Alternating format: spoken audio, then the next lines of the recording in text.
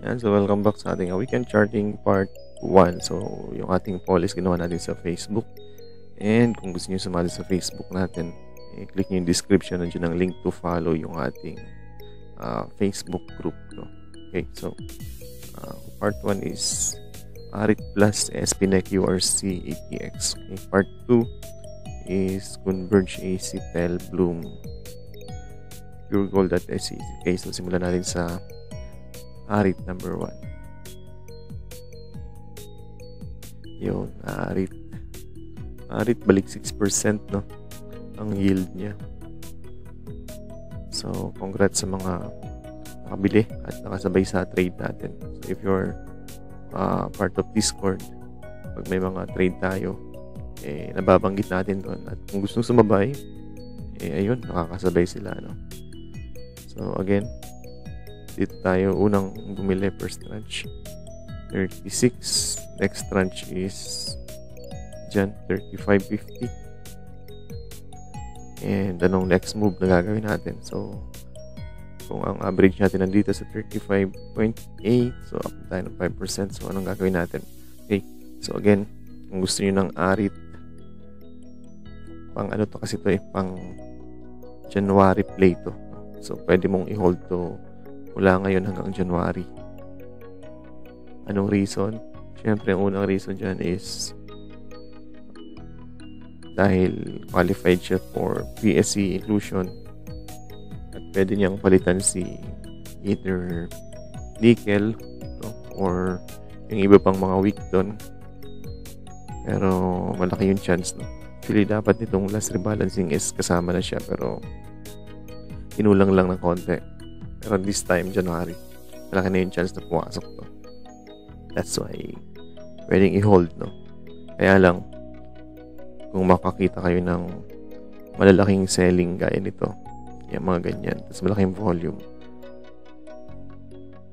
pwede tayo magbenta muna kahit partial, no? Kasi ibig sabihin nun, ito kasing drop na to is rumors ng acquisition at saka ng private placement bago pa ang share swap. Okay? Ibig sabihin, yung swap is mangyayari at discount level. Pero bago yun, meron siyang papapasuking investor na bibigyan niya at discount level din. So, 2 beses nadidilute. No? Private placement is negative at yun namang share swap is positive. That's why ganoon kalaki yung binagsak niya. Pero good news kasi hindi lumabas yung parehas na yun, yung share swap saka yung private placement. At ang lumabas is yung acquisition. So, dahil to nag-rally muna. Pero, hindi ibig sabihin is tapos na, no? Pwedeng bumagsak ulit kapag lumabas yung news about private placement. Yung actual news. Kaya, kung may makita kayong malalaking sell down na ganyan, pwedeng partial TP. Tapos, buy on dips ulit, no? Yan, kung saan tumigil ng sell down. Okay? Wala namang specific na tigil yan, or area kung saan titigil. Ang gusto natin is kailan matatapos yung bentahan. Okay? Yun. Anyway, ang ginamit nga pala nating strategy dito is yung capitulation play, no? So, inantay natin na mag-capitulate yan. Inantay natin yung candle na yan. Tsaka tayo nag-full volume. Okay? So, anyway, kung gusto nyo malaman yung capitulation play, is part yan ng ating training ng course. Ayun, no? Capitulation, yun, makikita nyo dito sa price and volume validation. Malalaman mo kung valid na ba yung sell down at magre-rebound na ba siya. May specific pang play doon sa capitulation play, pero tatamaan din yan dito sa price and volume validation. Okay, so anyway, marami ditong mga course pa or mga topics pa na pag-uusapan. So, if you're interested to join, message lang at mag-enroll. No? Nandito naman ang description sa baba. Sundan nyo lang yung link na yan. At nasa dulo yung details. Yun, no? Anyway, pag nga pala sumama kayo, no? Magkakaroon kayo ng access sa private group ng Discord. Makikita nyo yung mga stock scanner at watch list, saka mga review, yung market outlook review. Yun. Current updates kasama ang crypto. Okay? Kaya yung mga nag-enroll ng TA ngayon, no? dito. I think dito sila part nag-enroll. Mga August 22 pa sila nag-enroll. Kaya kahit hindi sila nag-aaral pa, yung iba nakasabay dito. Okay? At nakuha nila yung gain na yan. Okay, so yun ang maganda. Kasi nga, hindi pa nag-i-start. Sinasalin na natin sa Discord para medyo ma-warm up na. Para pag nag-aaral tayo, medyo kabisado nyo na yung mga play natin. No? At the same time, bonus nakakasabay sa mga play. No? Maraming yung nasabayan sila. Like yung play ni Sir Shane FB. Yun, no? Diba? Dito yan sila bumili. Oh. Tapos yun, 30%. Pero pang isa, si SM. Ito mabagal, pero kung milyon ang pera mo, bakit hindi, di ba? Kayang ilabas. Okay, meron pa yung isang ilaro, Seb. Yan. Dito. Okay, so maraming pwedeng play, no? Ito pa, yung sinabi ko sa kanilang bibiling ko. Dito ako bumili. Dito saka dito. Okay, so ilang percent na tayo dun? 25% na, di ba? Not bad. So, yun ang privilege ng mga naka-enroll sa atin, no?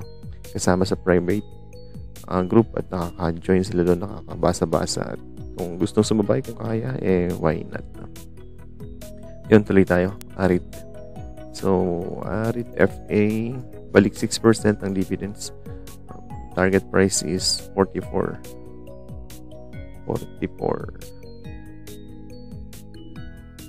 Yun, dun pa. So, kaya hold talaga si Arit, no? Kasi imagine mo, kung nakabili tayo dito, di ba?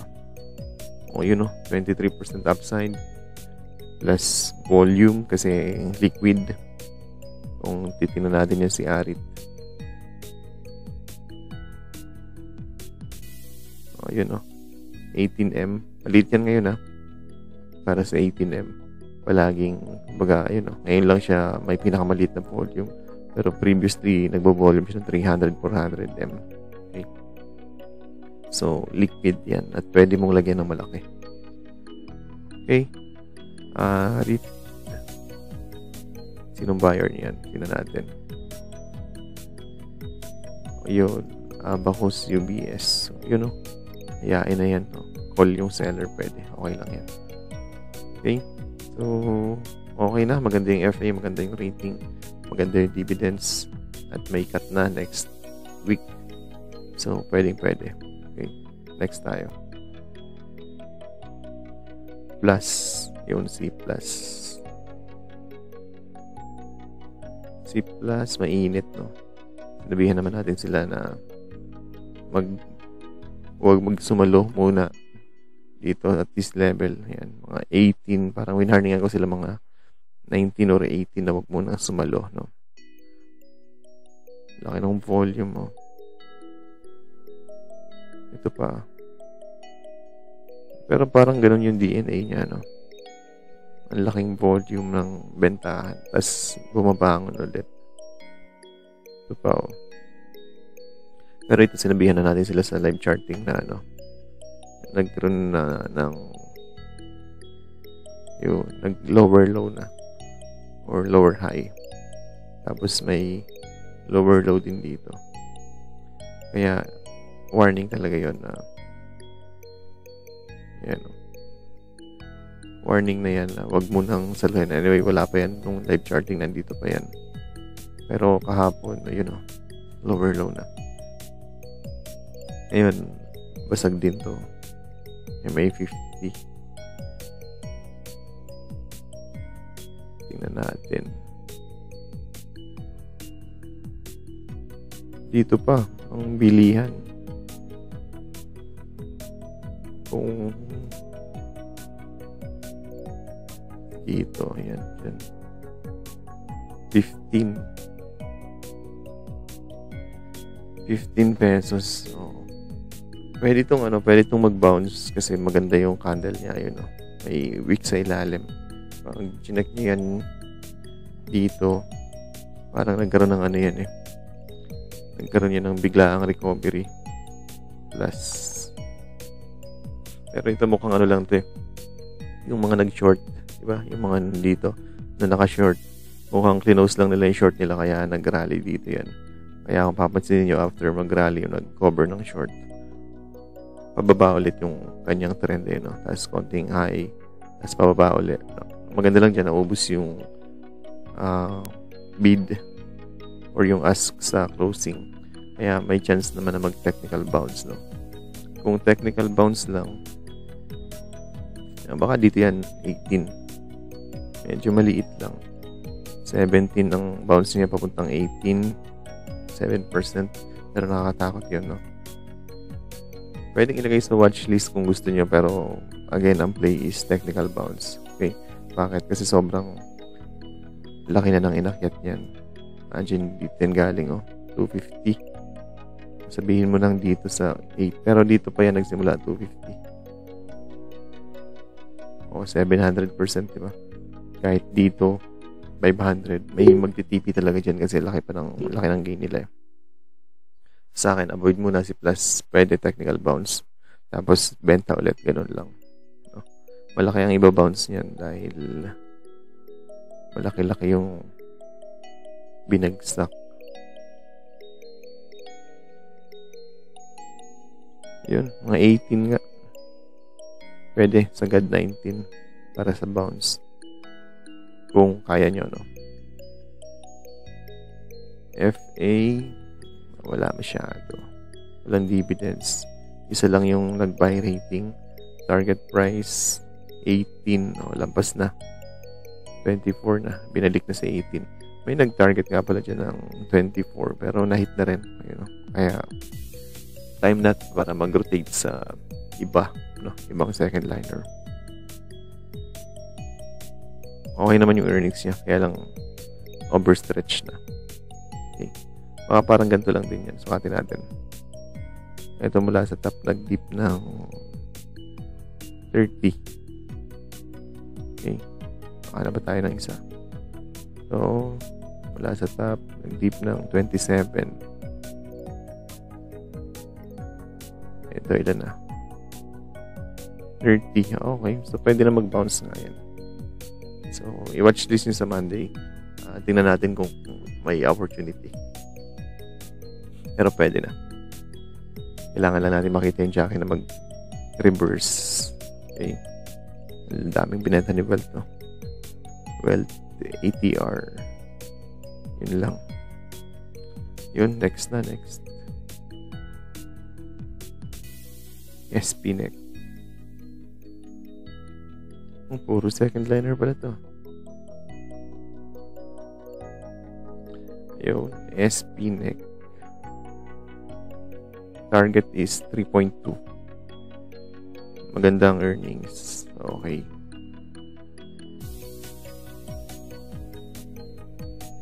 Ano to? Good bounce for SPNEC.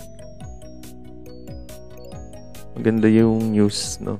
Na-sell on news lang kasi may rally ahead dito sa piso. It's 37%. Talagang may sell on news yan. Pero pwede yan dito yan, Dito yan nag-bounce sa 1.5. Okay, sukatin natin.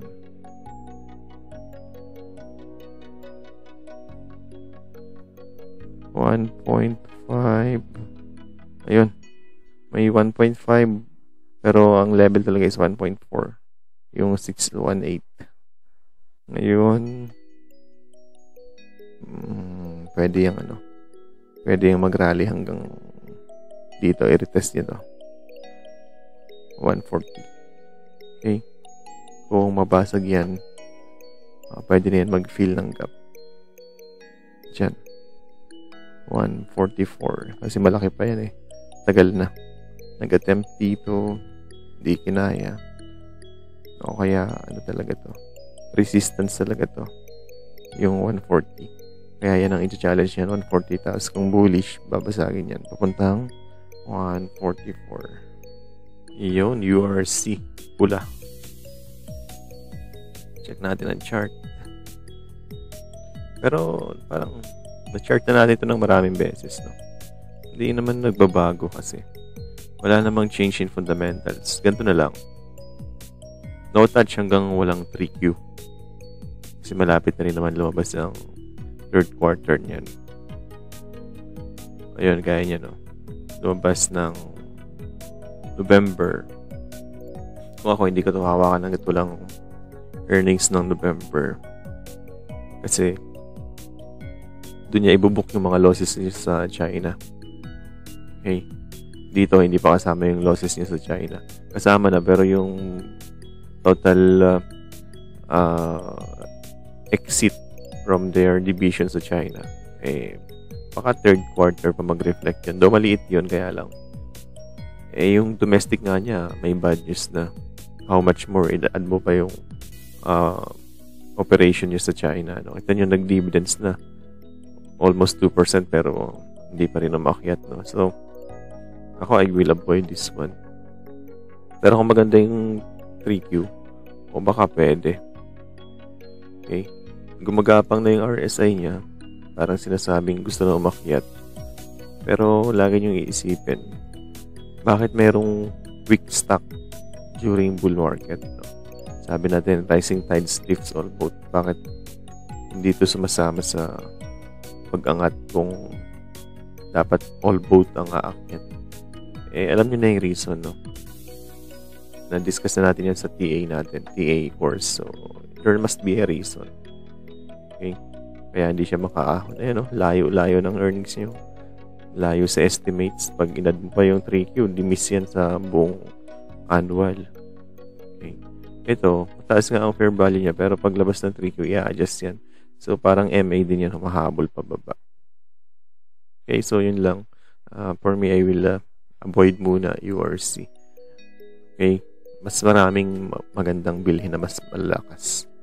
At mas malaki yung potential na umakyat. APX. Last. Tama ba APX? Yun. Well, siguro kaya nyo request si APX is dahil maganda yung gold sa global. No? Actually, ang gold sa global, check natin kung meron dito. Yun, breakout, oh. Diba? Breakout, all-time high.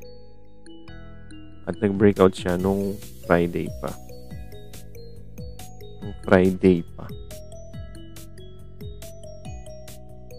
Ang hindi lang maganda kay APX, nag-breakout na yung gold. Si APX ayaw pang mag-breakout. Ayun. Yun lang yung ginawa niya. Samantalang, di ba nakita yung chart ni gold? Nandun, oh. Nag-breakout na dun, oh. Umisa pa pati. Di ba? Umisa pa ng rally. Samantalang to, natutulog sa ilalim, no? Though, umakyat pero doji, hindi dapat yan nandyan. Dapat nandito yan. So, anong ibig sabihin nun? Parang may mali dito. No? Baka may delay. Pwede rin naman natin sabihin mag-rally yan, no? Hanggang dun ulit pabalik doon. Malaki din, mga 13%. May potential, pero hindi mo pwedeng sabihin na imi-mirror niya as in same na same yung galaw, no? Yun yung problem lang dito kay APX. Mas okay pa si OGP. Tingnan natin. Hindi rin pala. Natutulog din. So, wala talagang maganda-gandang gold play for Philippines. Actually, matagal natin problema yan for Philippines. Trade mo lang yung gold sa global. Kasi pag sa Philippines, walang magandang option. Pwede naman APX. Actually, umakyat na nga ito ng mataas, eh. Mula nung umakyat yung gold, umakyat na rin to. Kaya lang hindi mo i-expect na susundan niya, no? Pero pwede kang mag-assume. Okay?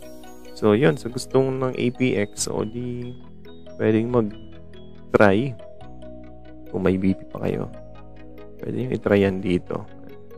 Malamang-lamang gap up sa open yan.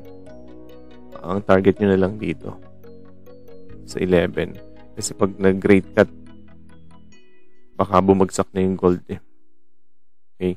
Depende kung 50 or 25. So, abang-abang tayo this week. This week na yan. So, all eyes, no?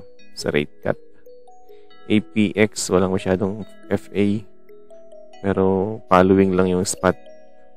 Probably, no? Dahil, syempre, mas malaki yung spot price. Malaki yung income niya sa change ng spot price. Okay. So, yun lang for part 1. Mamaya naman tayo sa part 2. Ito naman yung ating mga chart. Okay, so thanks for watching. Kita-kits part 2.